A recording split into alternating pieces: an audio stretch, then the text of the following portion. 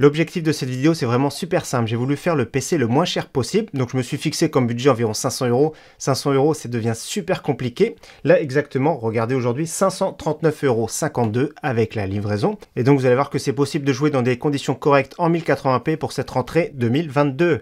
Salut tout le monde, c'est Flo et j'espère que vous avez la forme. Donc j'ai commandé tous les composants pour faire un PC on va dire correct. Donc je sais qu'il y en a certains qui ont vraiment des petits budgets, qui veulent jouer sur PC parce que c'est plus confortable, clavier souris, tout ça, etc. C'est pas mal. Donc ce type de vidéo, comme d'habitude, je présente premièrement tous les composants. On va faire le petit montage tranquillement ensemble. Et après on va parler bien sûr des performances parce que c'est ça qui compte. Donc j'ai commandé sur plusieurs e-commerçants différents. Je mettrai tous les liens en description. Donc là j'enregistre la vidéo le mercredi pour sortir le dimanche. Si entre temps je le trouve moins cher, je mettrai également une modif en description. Donc vous inquiétez pas, souvent je mets la date de la mise à jour.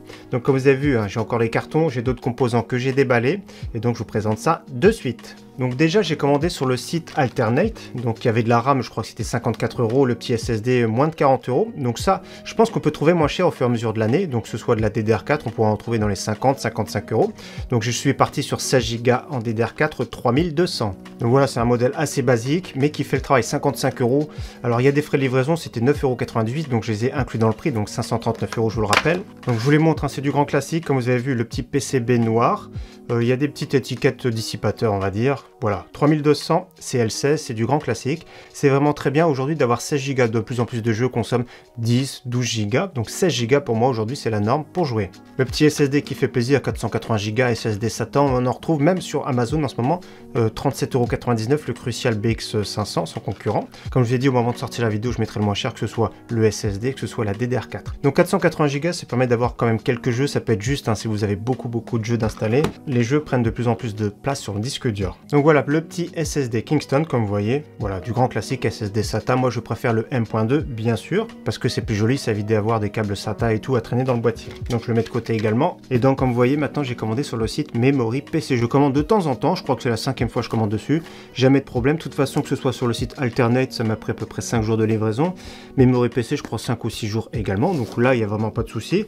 Alors c'est vrai qu'il faut ajuster sur les sites allemands, il faut ajuster la TVA, donc je crois que eux c'est 19%, nous c'est 20%, donc ils prélèvent un tout petit peu plus de TVA. Il y a aussi des frais de livraison malheureusement, mais les frais de livraison, tout ça je les ai inclus dans le budget. Alors qu'est-ce que j'ai commandé chez eux? On va regarder ça de suite. Alors comme d'habitude, bien emballé, regardez tout ce qui est bulle. Et donc je vais vous montrer, je suis parti sur un kit évolution qui m'a coûté 179 €. Il y a la carte mère et il y a le petit processeur qui fait plaisir, le Ryzen 5 3600. Donc je vais vous montrer ça de suite. Donc regardez, ils font le coup à chaque fois. Quand j'ai commandé les kits évolution, ils mettent déjà le Ventirad, le processeur dessus. Et donc c'est rarement le Ventirad AMD d'origine. Donc ils me soumettent souvent un Ventirad alternatif qui est souvent un peu plus intéressant. Donc ici une carte mère, comme vous voyez, format micro-ATX B450MH. Je vais déballer ça, je vais vous le montrer. Alors il y a tout ce qu'il faut à l'intérieur bien sûr, c'est une carte mère qui est neuve, je le précise parce que certains se posent la question. La petite plaque IOShield, les nappes SATA, et regardez le système de ventilateur ici, il est vraiment monstrueux, je sais pas pourquoi ils ont mis ça, mais pourquoi pas on va dire. Donc voilà, petite carte mère, il y a même un emplacement M.2, comme vous voyez juste ici en bas. Donc une fixation ici en plus de ça, avec une petite goupille. Donc voilà, c'est vraiment du basique, mais ça fera le travail, franchement c'est bien. Donc on va mettre tout de suite nos 16 Go en DDR4. Donc très simplement on dégoupille. Le petit côté vers le bas, quand il y a des cartes mères avec 4 slots, on met le deuxième et le quatrième. Donc là heureusement que j'ai de la low profile, sinon j'aurais dû retirer le Ventirad.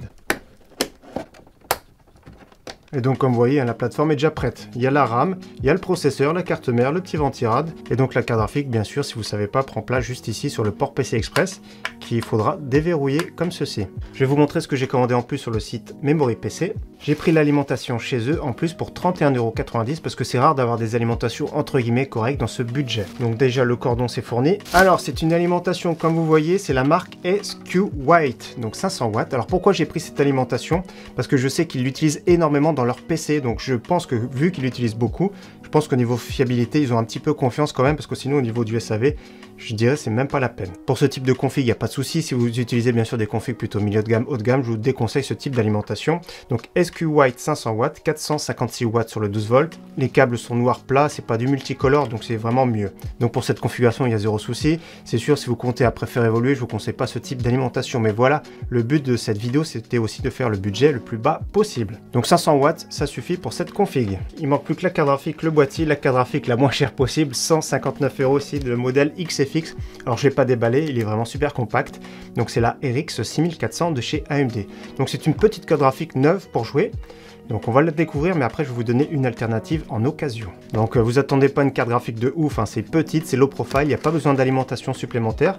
L'alimentation sera tirée sur le port PCI Express directement. Donc ça peut être bien parce que j'avais fait une vidéo il y a quelques temps sur les PC reconditionnés, notamment de chez Dell, qui étaient vraiment corrects, avec des processeurs corrects, avec SSD, etc. Donc ça peut être bien de mettre directement une petite RX 6400. À l'époque j'avais testé sur GTX 1650 au niveau perf, hein. Ce sera vraiment très proche et n'hésitez pas à voir cette vidéo justement. Donc là la surprise du bébé RX 6400. Ah, il y a même une petite équerre pour vraiment les PC low profile. Et là le monstre, attention. Regardez-moi ce monstre là, RX 6400. Alors là ça consomme peu, ça chauffe peu. Donc voilà, c'est vraiment... ça fait bizarre d'avoir des petites cartes graphiques comme ça. RX 6400, vous avez vu. Bon, ça fera le travail, hein. Ça équivaut aux performances, comme je l'ai dit, une GTX 1650. Donc je vais déballer un peu le plastique. Et donc c'est pour ça que j'ai pas pris un gros boîtier non plus, parce que ça ferait vraiment perdu. Donc cette RX 6400 actuellement c'est le modèle 9 le moins cher. Et donc voilà cette petite carte graphique, comme vous voyez c'est pas impressionnant du tout. Donc il se peut que ce soit les derniers modèles du genre, c'est-à-dire les cartes graphiques entrée de gamme, parce que sûrement, je pense que les 7600G qui vont arriver de chez AMD Ryzen, donc G avec une partie graphique, seront aussi performantes en jeu. Donc je pense que c'est vraiment les derniers modèles du genre. Donc vous avez vu, c'est vraiment pas terrible. Bien sûr, la petite protection, je vous montre, hein, pour les débutants, il faudra la clipser juste sur le port PCI Express, comme vous avez vu. Donc on pousse jusqu'au bout tout simplement. Pas besoin d'alimentation supplémentaire sur cette carte graphique. La plateforme est vraiment très compacte, donc il faut vraiment un boîtier compact. Donc pour l'enlever, bien sûr, on appuie ici, et on déverrouille et on tire. Donc au niveau boîtier, c'est assez compliqué. Je suis parti sur un boîtier qui coûte environ 35 € de chez Aerocool. C'est le CS107 qu'on retrouve un petit peu partout, que ce soit sur Amazon, Cdiscount, rue du commerce. Alors je suis parti sur celui-ci parce qu'il me paraît vraiment correct. Il a 3 ventilateurs RGB dedans, il a du mesh en façade, on va le découvrir bien sûr. Donc c'est la première fois que je le vois souvent tourner. Je me suis dit, il n'y a pas trop de concurrence en face. Actuellement, il y a une promotion par contre sur Amazon. Je pense que ça va pas durer cette promotion. J'ai un boîtier de chez Oversteel pour 39,99 €. Il est largement supérieur. Je vous le montre de suite. J'ai la version blanche. Donc vous avez vu, celui-ci est disponible en blanc et en noir. Je l'ai déjà présenté sur la chaîne. Il est quand même un cran supérieur au niveau de la finition. Cette fois-ci, c'est 2 ventilateurs adressables RGB. Il y a le contrôleur. Les cycles d'éclairage depuis directement la façade de celui-ci. Donc celui-ci est vraiment excellent. En ce moment, il a 39 € au lieu de 49 €. Donc ça peut être bien également. Je mettrai en description. Ça peut être bien, il existe en blanc et en noir. Et franchement, c'est pas mal. Mais on va découvrir ce petit Aerocool. Allez, c'est parti, découverte. Ça fait un peu cheap, hein. Donc Aerocool CS107. Faut faire attention, l'acrylique, c'est fragile. Donc voilà, c'est vraiment... Franchement, c'est super léger, c'est impressionnant. Donc voilà, l'avantage, c'est d'avoir 3 ventilateurs quand même, du mesh en façade. Pour l'airflow, c'est très correct. Regardez la particularité, c'est l'ancienne, hein. L'alimentation qui prend place sur le haut. Le 3e ventilateur d'extraction. Donc ça reste vraiment raisonnable, on va dire, par rapport au prix. Je vais dévisser les 4 vis là. Par contre, contrairement au verre trempé, l'acrylique, ça se raye. Donc il faut faire attention aussi également. Donc je vais mettre la petite vis de côté. Donc juste précision, les 3 ventilateurs sont branchés en chaîne en Molex. Il y a juste à le brancher sur l'alimentation. Donc ce que je vais faire en premier, c'est que je vais décrocher un Molex ici. Je vais faire passer ici derrière. Donc derrière l'alimentation. Ensuite, je vais fixer la carte mère directement. Comme vous avez vu, il y a tout ce qu'il faut. Il va manquer 2 entretoises. Donc une ici et une ici en bas. Je vais les ajouter.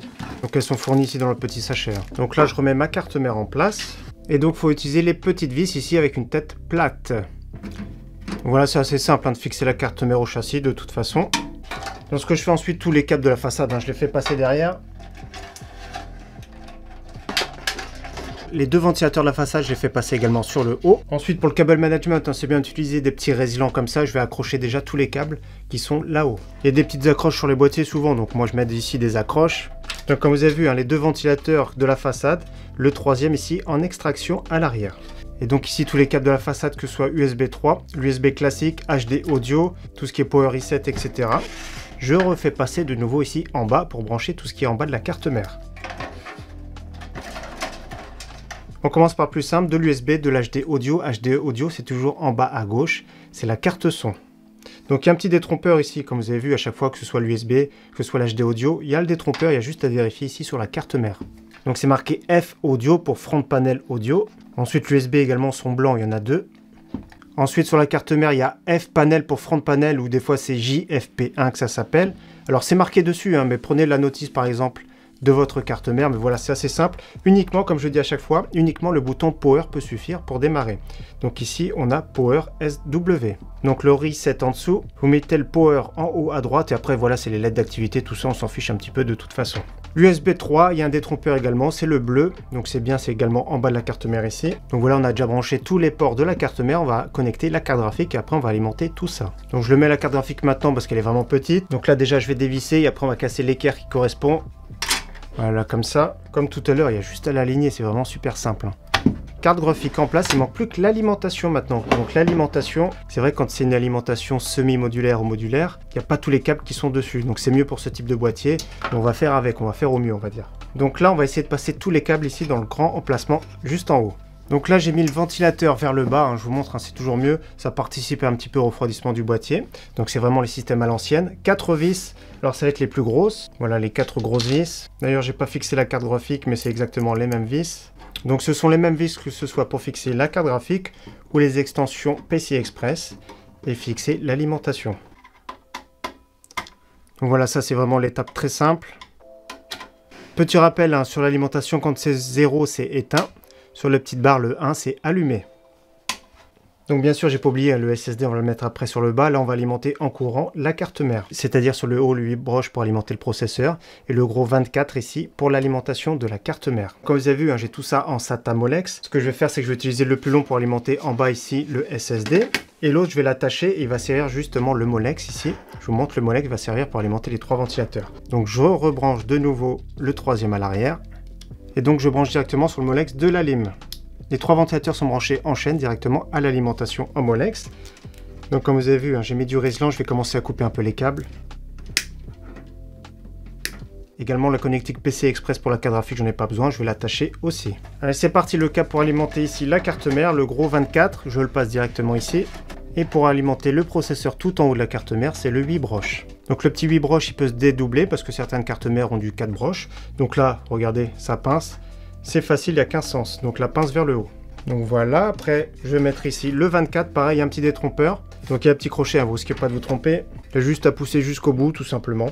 Donc presque tout est en place. Il faut le cable management et mettre le SSD SATA sur le bas. Donc pour ça, déjà, on va utiliser les nappes SATA qui sont fournies dans la carte mère. C'est DL, de toute façon, vous risquez pas de vous tromper. On clipse. Et après, on relie directement avec un emplacement SATA de la carte mère. Donc pour l'installer, ce sera les 4 petits trous sur le bas. Donc les plus larges ici, c'est pour les disques durs 3,5 pouces. Donc ce que je vais faire, c'est que je vais installer, je vais m'occuper du cable management. Je vais tester ce PC, tout ça, et nous on se retrouve tout de suite après ça.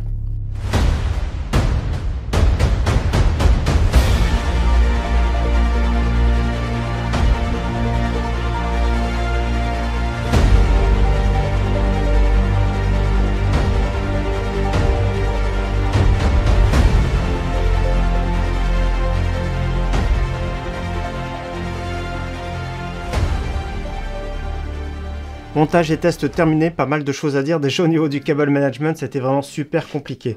Je vais retirer la petite vitre ici. Et donc voici le résultat, c'est vraiment pas ouf, comme vous voyez au niveau du cable management global. Après ça fait le taf, je vais l'allumer, vous allez voir. Et après on va parler bien sûr des performances et du bruit. Regardez déjà, c'est relativement joli, les 3 ventilateurs qui sont RGB fixes, c'est pas adressable bien sûr dans ce prix. Du mesh en façade, je vous conseille pas trop ce boîtier, il est vraiment trop cheap. Après certains vont aimer, mais c'est le montage qui va être vraiment très compliqué, il faut vraiment forcer un petit peu pour avoir tous ces câblages, etc. Donc je l'éteins, tout ça, je mettrai des plans plutôt pour le look. Donc bien sûr en boîtier, je vous recommande sans problème, surtout en ce moment, je sais pas jusqu'à quand va durer la promotion, c'est le Oversteel Aeris qui est vraiment génial pour ce prix-là, donc 39 € en ce moment, donc 5 € de plus, oui, ça les vaut. Donc c'est déjà bien, et je trouve ça vraiment cool actuellement de pouvoir refaire des configurations qui permettent de jouer dans les 500 €. Donc on va parler tout de suite des performances et après on va parler bien sûr du bruit, de la consommation, etc. Donc tous les tests que j'ai fait c'était plutôt en 1080p qualité normale ou moyen suivant les jeux. J'ai testé sur 13 jeux, des fois il y a des benchmarks intégrés, c'est beaucoup plus facile. Et pour les autres j'ai utilisé MSI Afterburner en faisant une moyenne. Donc c'est parti pour les bench, je le rappelle 1080p moyen. Tomb Raider 70 FPS de moyenne, Far Cry 6 58 de moyenne, Horizon Zero Dawn 54 FPS de moyenne, Rainbow Six Siege 236 de moyenne, c'est vraiment top. Ensuite on continue sur Cyberpunk 2077 25 de moyenne en 1080p normal, donc là on va dire que c'est injouable. J'ai testé avec le FSR en équilibré et là on monte tout de suite à 66 FPS de moyenne. Donc là c'est beaucoup mieux, mais au niveau de la qualité ça se dégrade. Ensuite j'ai testé sur CSGO 275 FPS, c'est vraiment excellent. Apex 130, franchement c'est top. Fortnite dans les 140 environ. Warzone un peu plus compliqué, mais ça passait encore, hein, 70 de moyenne. Il y a pas mal de réglages, je vous conseillerais de mettre en faible plutôt. GTA 5 160. Ensuite Halo Infinite, voilà c'est trop compliqué, hein, 30 de moyenne. Si vous êtes fan de Halo, je vous déconseille fortement ce PC. PUBG environ 80. Assetto Corsa Competition, je fais régulièrement la même course, 85 FPS de moyenne, c'est vraiment pas mal du tout, hein. Il y a des jeux c'est beaucoup plus compliqué, la plupart des jeux en faisant des concessions sur les réglages graphiques ça passe, donc la moyenne de FPS sur tous ces jeux c'était 109, c'est vraiment super correct bien sûr, voilà il y a des jeux franchement ça passe pas, et j'ai terminé comme d'habitude par un petit 3D Mark, presque 4000 points, 3936 points, et d'ailleurs il y a quelques années à propos de 3D Mark je disais qu'à partir de 4000 points on peut jouer de façon convenable en 1080p, donc là 3936 points. Autrement, niveau consommation, c'est bon pour la planète ici, en charge 150 watts. Au niveau des températures, le processeur 80 degrés maximum. Alors, il est vraiment pas terrible le ventirad qu'ils ont collé. Je sais pas pourquoi ils ont mis ça. Voilà, cette petite passoire ou je sais pas quoi, c'est vraiment pas terrible. Je pensais beaucoup mieux, donc 80 degrés. C'est maximum en charge, hein, sous benchmark. Et la carte graphique 76, c'était vraiment très bien. Au niveau du bruit, pas terrible du tout non plus, 45 décibels. Donc, le ventirad ici, c'est vraiment bof. Donc, d'ailleurs, au niveau ventirad, vous pourrez mettre sans problème celui-ci, le Thermalright, qui coûte 27,90 €. Il est adressable RGB.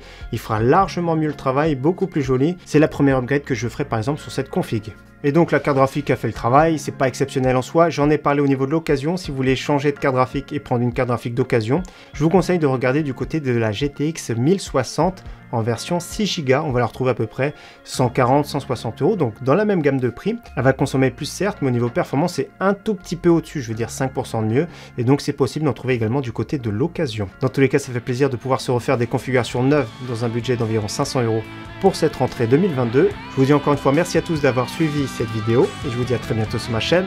Ciao, bye!